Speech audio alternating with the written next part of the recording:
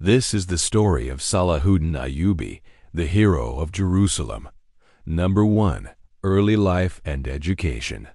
Salahuddin was born in Tikrit, Iraq in 1137 CE. His family were Sunni Muslims who traced their lineage back to the Prophet Muhammad himself. From a young age, he showed great promise and was well versed in Islamic theology, law, and ethics. At the same time, his father trained him in the military arts and his mother taught him about leadership and governance. So he was trained to be a warrior as well as a man of God. Number 2. Rise to power. When Salahuddin was 18 years old, he went to serve under the great Muslim leader Nuruddin Zanji, who at the time was trying to recapture Jerusalem from the Crusaders. Through his bravery and loyalty, Salahuddin quickly rose through the ranks and became the Sultan of Egypt and Syria. He continued the fight against the Crusaders, and in 1187 CE, after a brilliant military campaign, he won the Battle of Hattin and recaptured Jerusalem. This victory made him a hero in the eyes of Muslims all over the world. Number 3. The Crusades.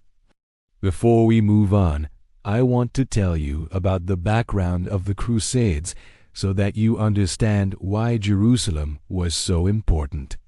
After the Muslim conquest of Jerusalem in 638 CE, it became one of the holiest cities in Islam, second only to Mecca. But in 1099 CE, a group of European Christians, known as the Crusaders, seized the city and massacred most of its Muslim and Jewish inhabitants. For the next 80 years, they fought against the Muslims to expand their rule in the region. But by the time Salahuddin came to power, things were looking grim for the Crusaders. With each passing day, more and more Muslim leaders were uniting to drive them out. Number 4. Character and ethics. While he was a fierce warrior on the battlefield, Salahuddin was also known for his mercy towards his enemies. In the aftermath of the Battle of Hattin, when he could have easily slaughtered the remaining Crusaders, he showed restraint and pardoned those who surrendered. He even allowed the Christians to keep their lives and property if they paid a special tax. In fact, he respected all places of worship and did not allow them to be desecrated. Even though he himself was a Muslim, he did not force others to convert to Islam and famously said, "I do not say that my faith is the only true faith or that my way is the only right way." He also earned the respect of his Christian contemporaries in the West, who wrote about his bravery and noble character. One Christian writer said, "He was a man of his word and kept his promises, whether to friend or foe, which is more than can be said of many of our own rulers." 5. Death and legacy. So how did this great man die? Well, not in battle as you might expect, but while on a pilgrimage to Mecca in 1193 CE. He died in Medina shortly after finishing his Hajj, and as if that wasn't impressive enough, he died without leaving any wealth behind for his heirs. He left very little wealth because he gave most of it away to the poor and needy. So he was truly a man of the people. What an example he set for us. He was a warrior, a statesman, a devout Muslim, and a role model for all of humanity.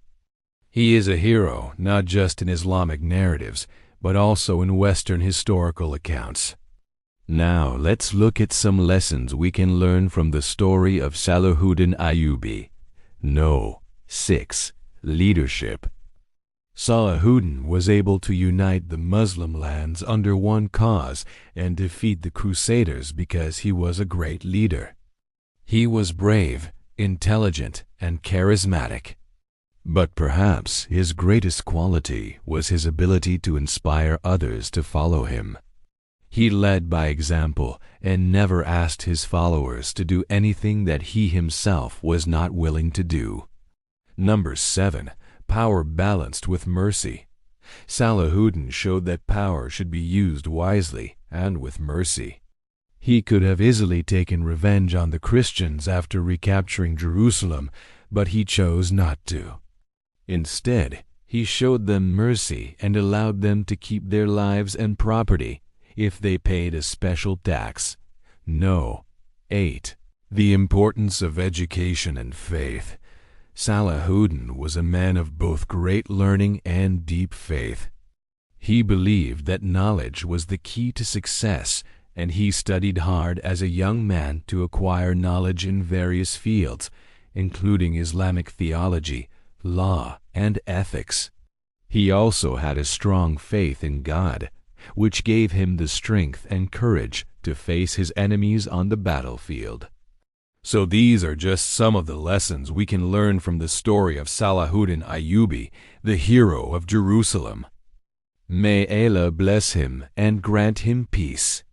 As-salamu alaykum.